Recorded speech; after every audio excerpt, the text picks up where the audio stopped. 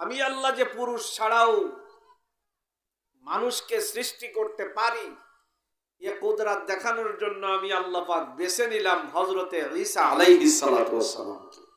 মাকে মারিয়াম, মাও তো সে মা না, মা যেমন তার সাও তো তেমন, মা যেমন তার সাও তো তেমন।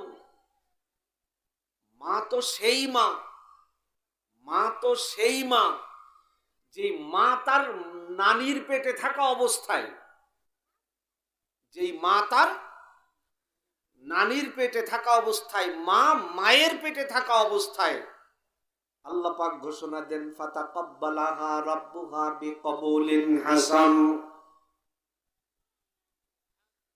আল্লাহ পাক মারিয়ামকে উত্তম পদ্ধতিতে কবুল করে নিয়েছেন।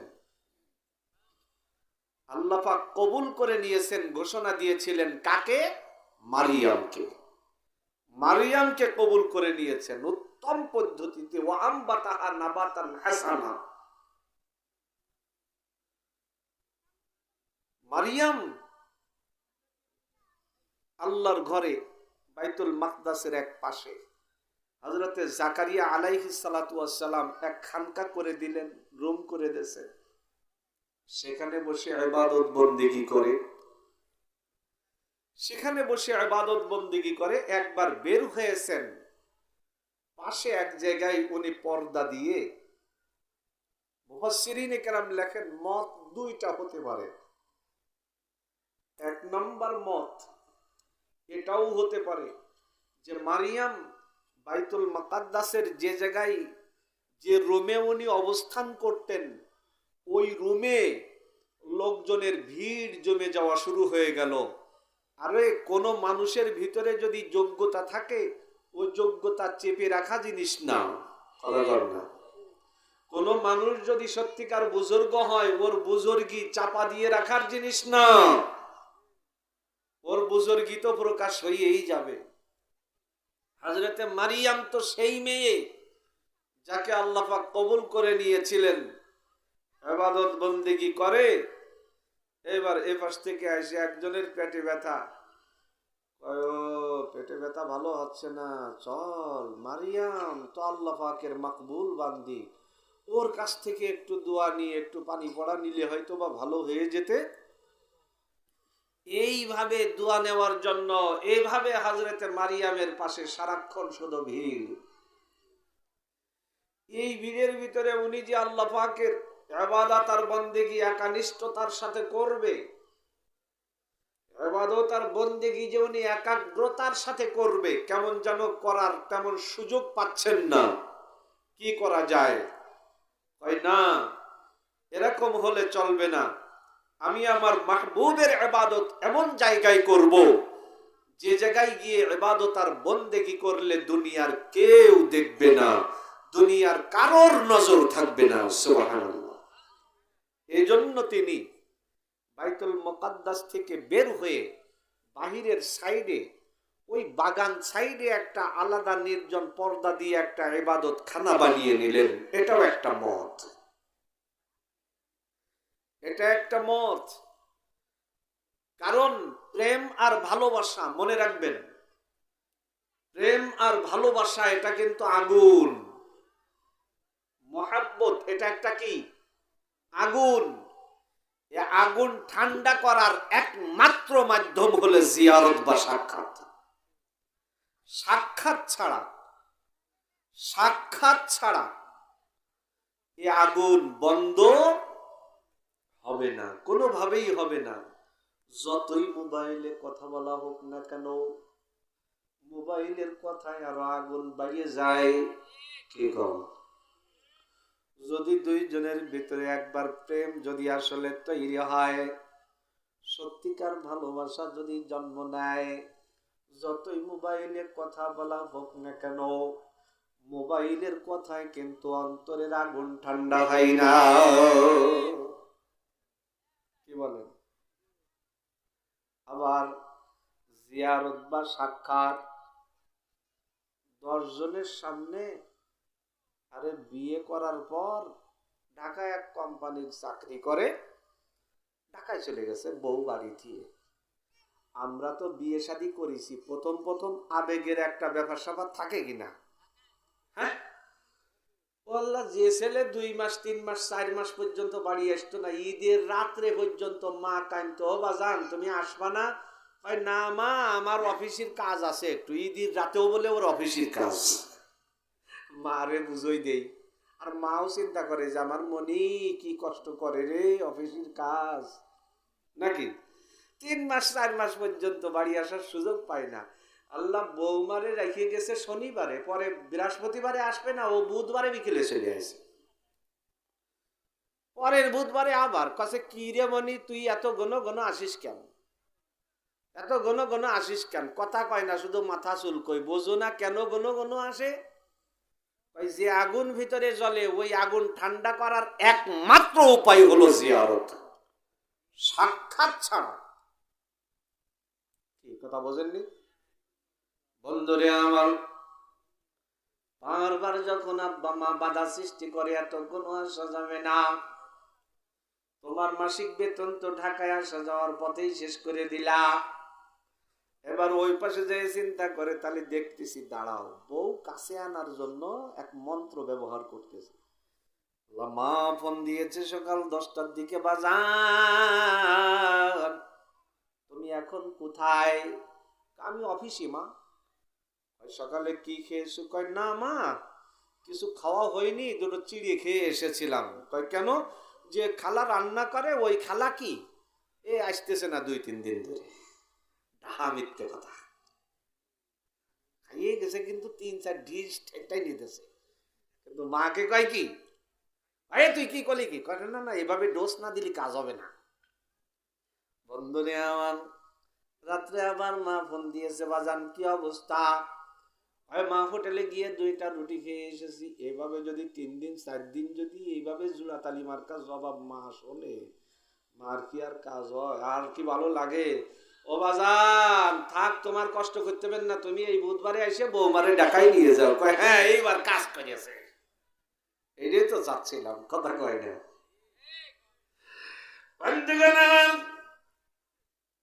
মহাব্বত এটা হলো আগুন, আগুন ঠান্ডা করার জন্য একমাত্র উপায় হলো জিয়ারত। জিয়ারত ছাড়া ঠান্ডা হয় না, জিয়ারত ছাড়া। ঢাকার থেকে আসছে, ফল ফ্রুট কিনে নিয়ে আসছে, উঠানে এসে দাঁড়িয়েছে, বউ আসছে, ভাই আসছে, বোন আসছে, মা আসছে, সবার সামনে দেখা সাক্ষাৎ। ফলের প্যাকেটটা মার হাতে দিয়েছে বা বউয়ের হাতে দিয়েছে, পাশের থেকে বন্ধু একজন সাইকেলে ক্রিং ক্রিং করে কয়, দোস্ত রে চল উত্তরপাড়ার মাঠে খেলা আছে, ফুটবল খেলা। কয় না তুই যা। এবার ও ফোন করে কয়, এই তুই যা টানে চলে আসিস, তার সাক্ষাৎ তো হয়েছে, তাই এখন চল একটু। ও যাবে? এই কথা কন না, প্রেক্ষাপট বুঝতেছেন না আপনারা? যাবে? মহাব্বতের আগুন ঠান্ডা হয় সাক্ষাতে। তা ওর বোর সাথে সাক্ষাৎ হয়েছে কিনা?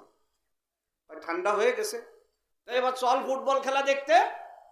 না না বন্ধু না, এ জায়গায় জিয়ারত আমার হয়েছে, তবে এমন ভাবে জিয়ারত হয়েছে যেখানে মায়ের নজর ছিল, এমন ভাবে আমার জিয়ারত হয়েছে যেখানে বাবার দৃষ্টি ছিল, এমন ভাবে আমার জিয়ারত হয়েছে যেখানে ভাই বোন সবাই তাকিয়েছিল। না না না, এই জিয়ারতে আমাদের আগুন ঠান্ডা হয় না। আসলে যদি আগুন ঠান্ডা করতে হয়, এমন জিয়ারত লাগবে যেখানে দুনিয়ার কোনো মানুষের নজর নাই। আশিকা দায়েম লিকায়ে দোস্ত মি দারন্দে দোস্ত, দরগম রাহত রেগায়ে দোস্ত মি দারন্দে দোস্ত। আল্লাহ বন্ধুরে আমার, ভালো করে খেয়াল করো, আল্লাহর বান্দি সারাদিন ইবাদত আর বন্দেগি করে, তার কামনার ভিতরে কিন্তু কোনো মজা নাই, কোনো স্বাদ নাই, কোনো স্বাদ নাই। এপাশ থেকে একজন তাকিয়ে আসে, ওপাশ থেকে একজন তাকিয়ে আসে, আল্লাহ ওই সিজদায় কেমন যেন কোনো মজা নাই। আল্লাহর বান্দি সিদ্ধান্ত নিল, খোদা গো এমন এক নির্জনে গিয়ে তোমার কদমে সিজদা দিব গো, যেখানে গিয়ে সিজদা দিলে দুনিয়ার কারোর নজর থাকবে না, দুনিয়ার কেউ দেখবে না। ওই নির্জনে গিয়ে তোমার কদমে সিজদা না দেওয়া পর্যন্ত আমি মারিয়ামের কলিজার জ্বলন্ত আগুন যেন ঠান্ডা হয় না। আল্লাহু আকবার। বন্ধুরে আমার, তুমি আমি যখন ঘুমায় যাই, ফজরের জন্য উঠতে কষ্ট হয়, একটু সামান্য একটু উঠে দিই। ফজরের জন্য উঠতে কষ্ট হয়, কি কর? কিন্তু এই জমিনের এরপরেই একটা শ্রেণী আছে যারা তাহাজ্জুদের সময় ঘুমাইতে পারে না। তা কি জানো? তুমি আমি ফজরের জন্য উঠতে পারি না, অথচ এই জমিনের উপরে একটা শ্রেণী আছে যারা তাহাজ্জুদের সময় আর ঘুমায় থাকতে পারে না। এই ব্যবধানটা কোথায়? ওই ব্যবধান হলো ওই দিলের, ব্যবধান হলো ওই দিলের। পয়গম্বর ডাক দিয়া বলেন, আসসালাতু মি'রাজুল মুমিনিন। নবীজি আমার ডাক দিয়া বলেন, নামাজ হলো ঈমানদারের জন্য মেরাজ। মেরাজ মানে রবের সাথে সাক্ষাতের মাধ্যম, কথা ঠিক কিনা? আমার বন্ধুরে, ফজরের সময় যখন মসজিদে যায় আমার রবকে সিজদা দেয়, ডাইনে একজন তাকিয়ে আছে, বামে একজন তাকিয়ে আছে, সামনে একজন আছে, চতুর্পাশে মসজিদ ভরা মুসল্লির ভিতরে সিজদা দিয়ে কেমন যেন তৃপ্তি নাই। যোহরের সময় যায়, দেখে মসজিদ ভরা মুসল্লি, তার ভিতরে সিজদা দিয়ে মজা নাই। আমি তো আমার মাহবুবের কুদরতি পায়ে এমন একটা জায়গায় সিজদা দিতে চাই। আল্লাহ দুনিয়ার একজন সাধারণ প্রেমে আসক্ত হয়ে একজন যুবক তার স্ত্রীকে এমন নির্জনে চায়, যেই জায়গায় তার মা থাকবে না, বাবা থাকবে না, এই জায়গায় দুনিয়ার কারোর নজর থাকবে না। আল্লাহর পাগলের দল ডাক দেয়, মাবুদ গো, যখন নামাজের জন্য মসজিদে যাই দেখি মসজিদ ভরা মুসল্লি, শান্তি পাই না। ওগো আল্লাহ, এমন নীরবে নির্জনে তোমার কদমে সিজদা দিতে চায়, যে জায়গায় কেবলমাত্র তুমি থাকবা আর আমি থাকবো, যে জায়গায় কেবলমাত্র আমি থাকবো আর তুমি থাকবো। আল্লাহ, দুনিয়ার মানুষ যখন ঘুমায়, আল্লাহ দুনিয়ার মানুষ যখন ঘুমায়া যায়, আল্লাহর পাগলের দল আর ঘুমাইতে পারে না। এখন আমার বিবি ঘুমিয়ে আছে, এখন আমার মা ঘুমিয়ে আছে, এখন মহল্লাবাসী ঘুমিয়ে আছে। আমি আমার মাহবুবের কদমে সিজদা দিব, তার সাথে আমার মেরাজ নসিব হবে। সব ব্যবধান তো অন্তরের ব্যবধান। অন্তরের ভিতরে ইশক আর মুহাব্বত থাকা লাগবে। অন্তরের ভিতরে যদি সত্যিকার ভালোবাসা না থাকে, এগুলো বোঝানো বড় কঠিন। ইবাদত বন্দেগী করে কিন্তু শান্তি নাই, মজা নাই। ইবাদত বন্দেগী করার জন্য তিনি বাইতুল মাকদাসের পাশে এক জায়গায় পর্দা করে মোটামুটি একটা নির্জন কক্ষ বানালেন।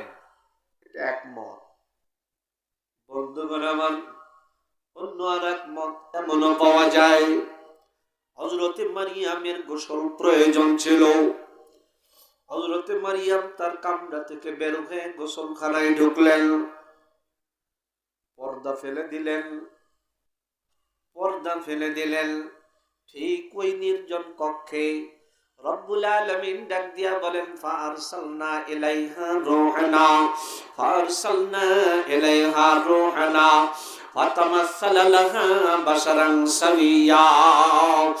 রব্বুল আলামিন ডাক দিয়া বলেন, ও দুনিয়ার মানুষ, আমার মারিয়াম যখন নির্জন কক্ষে গোসলের জন্য ঢুকলো, আমি আল্লাহ ওই মুহূর্তে আমার রূহ হযরত জিবরাইলকে পাঠিয়ে দিলাম।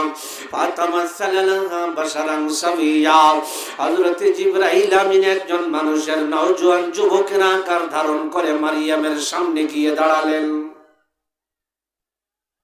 গোসল করতে ঢুকেছেন, খুব ভালো করে খেয়াল করবেন। গোসল করতে ঢুকলেন, ঠিক ওই মুহূর্তে রব্বুল আলামিন বলেন, আমি জিবরাইল আমিনকে পাঠিয়ে দিলাম। নওজোয়ান যুবকেরা আকার ধারণ করে তার পাশে গিয়ে দাঁড়ালেন। হযরত মারিয়াম পর পুরুষকে নিজের কামরার ভিতরে, নিজের হজরার ভিতরে, নিজের পর্দার ভিতরে দেখে কম্পন শুরু হয়ে গেল। কলাত ভয়ে থরথর করে কাঁপেন আর বলেন, কলাত ইন্নী আউযু বিররহমানি মিনকা ইন কুনতা তাকিয়া। কলাত ইন্নী আউযু বিররহমানি মিনকা ইন কুনতা তাকিয়া। এটা হলো জান্নাতি নারীদের লক্ষণ, এটা হলো পরেশগার আর মুত্তাকিয়া নারীদের লক্ষণ। পর পুরুষ যখন তাদের সামনে এসে দাঁড়ায়, পর পুরুষ যখন তাদের পাশে এসে দাঁড়ায়, তাদের ভিতরে কেমন যেন একটা ভয় ভয় অবস্থা কাজ করে। দেখবেন সতী নারী যারা, পর্দায় থাকা মহিলা যারা, বাজারে গেছেন, এক জায়গায় দাঁড়িয়ে, এই জায়গায় একটু দাঁড়াও, আমি এক পোয়া ঝাল কিনে আনি। এখন জাল কিনতে হবে না, আমি এখানে দাঁড়ায় থাকতে পারতেছি না, তুমি আমারে দিয়ে আসো, তারপরে জাল কিনে যাইও। না না না না, পরে আসতে পারবো না, এখন তাহলে তাড়াতাড়ি আসো। ও আর এক দিক ফিরে দাঁড়ায় আছে। কি? ও রাস্তার কোনায় আর এক দিক ফিরে দাঁড়িয়ে আছে। পরপুরুষ যখন তার সামনে আসে, কেমন যেন তার ভিতরে একটা ভয় ভয় অবস্থা কাজ করে। কি কথা ঠিক কিনা? এগুলো হলো জান্নাতি নারীদের লক্ষণ। আর এখন পরপুরুষ না থাকলেই তো ওদের কেমন যেন সেই কি আসে না, আলাদা একটা ভাব আসে না। পরপুরুষ না থাকলেই বলে আলাদা কোনো কি ভাব আসে না। 4-5-6 বছর আগের গল্প। মাদ্রাসা, মাদ্রাসা যার নাম, এখন যতই সরকারি মাদ্রাসা হোক আর যতই দরকারি মাদ্রাসা হোক, মাদ্রাসার হালাত যত নিচেই যাক না কেন, কিছু শিক্ষক মুরব্বী পর্যায়ের, আগের পর্যায়ের আছে কিনা দেখবেন। এখন বর্তমান আমাদের দেশের আলিয়া মাদ্রাসার কিছু উস্তাদ আছে এখন পর্যন্ত আলহামদুলিল্লাহ 100% তাকওয়ার উপরে চলার চেষ্টা করে। তাদের ইলম আমল কোনোটাই কোনো কিছুতেই তারা কমে নাই। বন্ধুগণ আমার, গিয়েছে শিক্ষা সফরে, মন মেজাজ খারাপ। হুজুর মন মেজাজ খারাপ কেন? হয় না, এভাবে শিক্ষা সফরে যাওয়া যাবে না। এই যে ছেলে মেয়ে হান্ডি বান্টি তাঙ্কি ভাঙ্কি যা করে পথে, এ কি মানিয়ে নেওয়া যায় কোনোভাবে? এখন তাদের ইমানে আঘাত দিয়েছে। তারা মাদ্রাসায় এসে পুরো একটা বছর এই একই স্লোগান যে না, এইভাবে ছেলে মেয়ে উভয় ভাবে এভাবে করে আর শিক্ষা সফরে নিয়ে শিক্ষা সফরটাকে নাপাক করার কোনো দরকার নেই। বন্ধুগণ আমার, ঠিক আছে, মাদ্রাসার অফিসে মিটিং চলতেছে, মাদ্রাসার অফিসে আমার দিকে তাকান, মিটিং চলতেছে, তাহলে কি করা যায়? শিক্ষা সফর একেবারে বাদ দেওয়া দরকার নাই। শিক্ষা সফর একেবারে বাদ দেওয়ার প্রয়োজন নাই। তবে আমরা একবার ছেলেদেরকে একবার মেয়েদেরকে 2টা ডেট করি। ডিসেম্বরের মনে করেন 6 তারিখে মেয়েদের শিক্ষা সফর, 12 তারিখ ছেলেদের শিক্ষা সফর। ও আল্লাহ, এই মিটিং চলতেছে অফিসে, ওরা বাহিরের থেকে স্লোগান শুরু করেছে। বিশেষ করে ছেলেরা যাই হোক মেয়েদের ছাড়া যাবে, এটা মোটামুটি রাজি, কিন্তু মাইয়েগুলো ছেলে ছাড়া শিক্ষা সফরে যাবে, ওরা কেমন যেন মাইনেই নিতে পারতেছে না। আইয়ে ছাড়া শিক্ষা সফর হবে না, হবে না। কি বোঝেননি কথা? ওদের ছাড়া শিক্ষা সফর মানি না, মানব না। কি রে, কোন কথা? ছেলেরা, ওস্তাদের বক্তব্য ছেলেদের মানানো যায়, কিন্তু মেয়েরা কেমন যেন ছেলেদেরকে সাইড করে শিক্ষা সফরেই যেতে চায় না। আল্লাহ, তুমি আমার বোনদেরকে সহি বুঝ দান করো।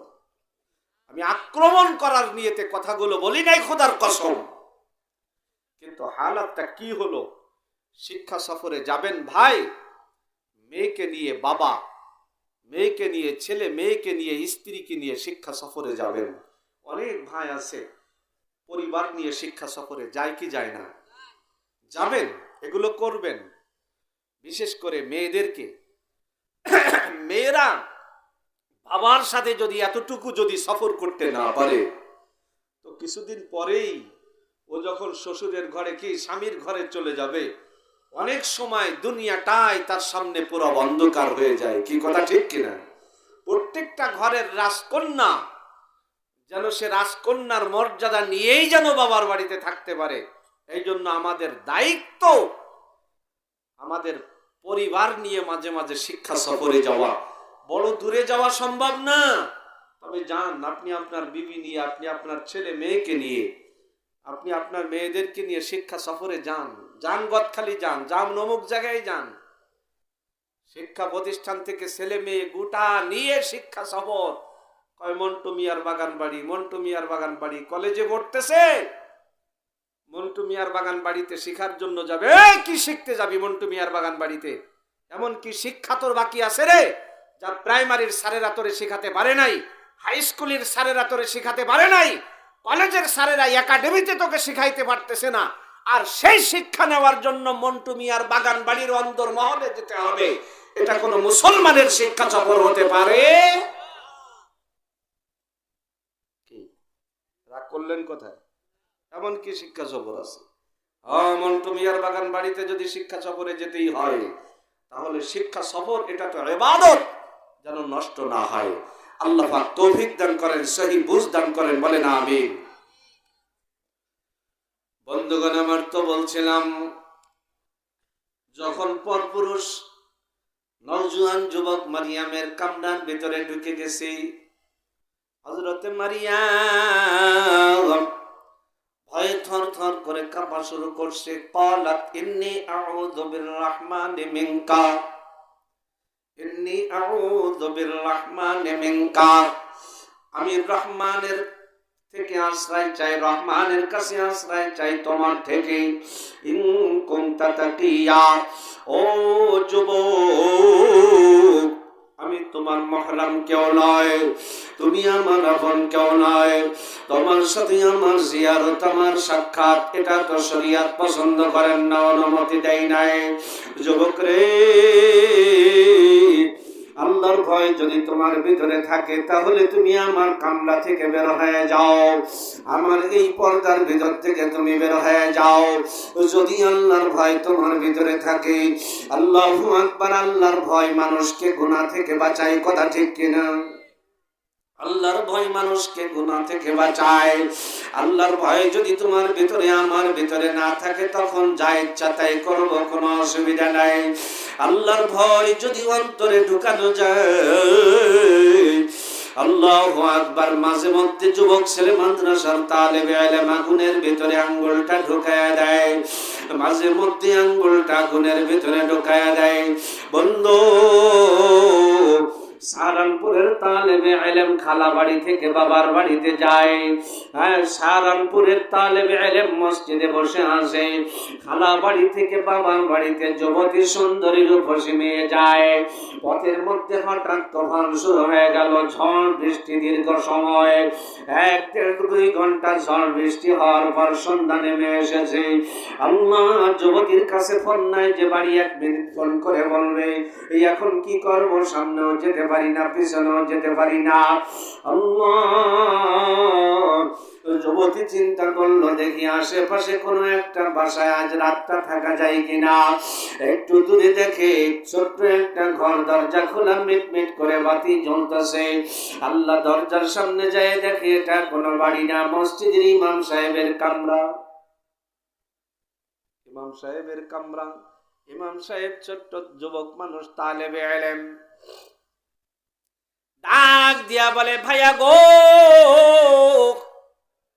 আমি তোমার একজন বোন লাগি বড্ড বিপদে পড়েছি গো। খালা বাড়ি থেকে বাবার বাড়ির দিকে রওনা করেছিলাম, 1.5-2 ঘন্টা বৃষ্টির কারণে বসে আছি, এখন সামনেও যাইতে পারছি না, পিছনেও যেতে পারছি না, কি করব? আজ রাতটাকে তুমি তোমার কাছে আমাকে রাখবে নাকি? যুবক ছেলে ইমাম সাহেব ডাক দিয়া বলে, আসো বন্ডি, তুমি আসো। নিজের খাটের উপরে বসাইলেন। এশার নামাজ পড়ে যুবক তালেবে ইলম আল্লাহ এবার বাতি জ্বালাইয়া কিতাব মোতালা পড়া শুরু করলেন। যুবতী রাত্রে ঘুমায় না, কি রে কোন মানুষের রুমে আসলাম? একটা বাঘ আমার দিকে মাথা উঁচু করে তাকাবে, দুনিয়ার মানুষ আমাকে দেখার জন্য পাগল হয়ে যায়। যুবক ছেলেটার কি মনে চায় না, এই কৌতূহলী সারা রাত চিন্তা করতে করতে পার করছে।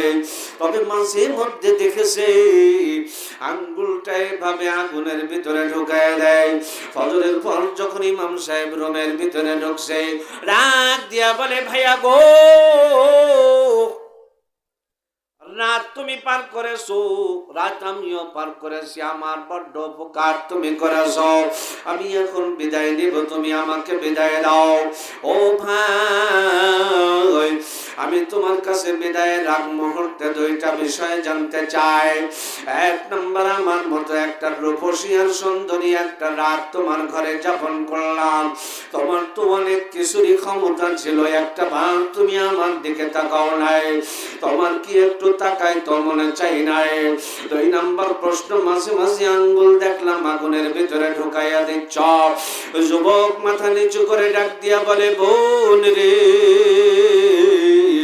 প্রথম যখন তুমি আমার দরজার সামনে এসে দাঁড়িয়েছ, তখনই আমি দেখেছি তুমি বড্ড সুন্দরী রূপসী। প্রথম নজর, এটা অনাকাঙ্ক্ষিত শরীয়ত আল্লাহ আমার জন্য জায়েজ করেছিল। আল্লাহ রাত্রে যখন তুমি আমার ঘরে আসো, আমার নফস আমাকে হাজারবার দাওয়াত দিয়েছে। দুনিয়ার কেউ দেখে না, দুনিয়ার কারোর জানার ক্ষমতা নাই, তোমার দিকে তাকানোর জন্য বারবার আমার নফস আমাকে দাওয়াত দিয়েছে। আমার নফস যখন আমাকে দাওয়াত দেয়, তখন আমি নফসকে বলি, নফস রে, আমি দেখবো, অসুবিধা নাই। যুবতীর দিকে আমি মন ভরে তাকাবো, তবে আগে তোমাকে পরীক্ষা দিতে হবে। কি পরীক্ষা? কয়, দুনিয়ার আগুন তুমি সহ্য করতে পারো কিনা পরীক্ষা দাও। আল্লাহু আকবার। আমি পরীক্ষার জন্য আঙ্গুল আগুনের ভিতরে ঢোকাই, আর আমার মন ডাক দিয়া বলে, না না না রে, আমি সহ্য করতে পারবো না। আমিও আমার নফসকে ডাক দিয়ে বলি, দুনিয়ার আগুন যদি তুমি সহ্য করতে না পারো, আমিও আখিরাতের আগুন সহ্য করতে পারবো না। আমিও আখিরাতের আগুন সহ্য করতে পারবো।